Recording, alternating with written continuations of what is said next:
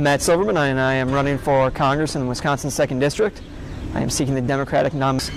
When it comes to the issue, I think the biggest difference is I believe our debt and our deficit are a real threat to the future of our nation. We have a $15.8 trillion debt and a $1 trillion a year deficit. And as a Democrat, I believe the social programs like Social Security, Medicaid, Medicare, the programs we have fought for so hard over these years are absolutely key to the future success of our nation. But if we can't pay for them, they're gonna crumble. Working Americans. Now, I support repealing the corporate income tax only if we also tax all capital gains as income. So when it comes to the corporate income tax, it's not like the wealthy CEOs and board members get together at the end of the year with their pile of profits and say, okay, time to pay the government. They pull it out of their own pockets and hand it to Uncle Sam. That's not the way it works. Corporate income tax is paid for through 3 revenue streams. And it's you take money from investors, employees, and customers. So in the end, corporate income tax is a hidden tax on working Americans. Now, I believe the federal government should collect revenue from individuals in proportion to their ability to pay. So again, we come back to these wealthy investors who have invested in these corporations.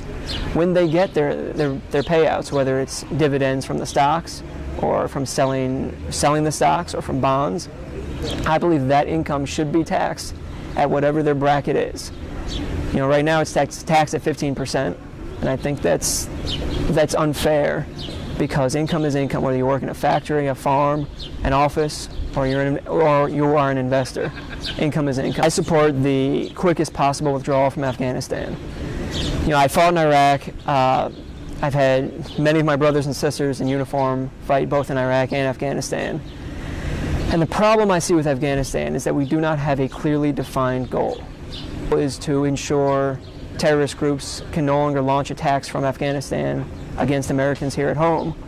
Then I believe we have achieved that goal, and there are ways to maintain that stability without boots on the ground. So I think the most efficient way is to get out as quickly as possible and let the Afghanis determine their own future. My opponents have said that they think what's going on in Syria is humanitarian disgrace, and it's un-American not to improve the humanitarian situation for the people of Syria, but that also we shouldn't get involved in unnecessary wars. I honestly don't know what that means. I believe as of right now we do not have a viable military option in Syria.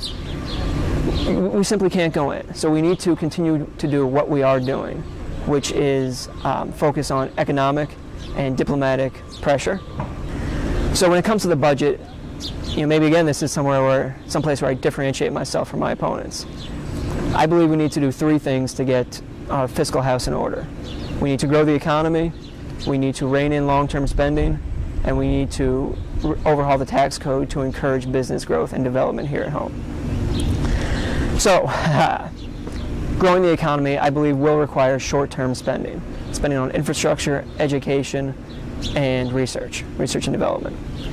But I believe that spending is irresponsible if we do not, at the same time, curtail our long-term fiscal liabilities. And I'm talking about defense spending and entitlement spending, Social Security, Medicaid, and Medicare.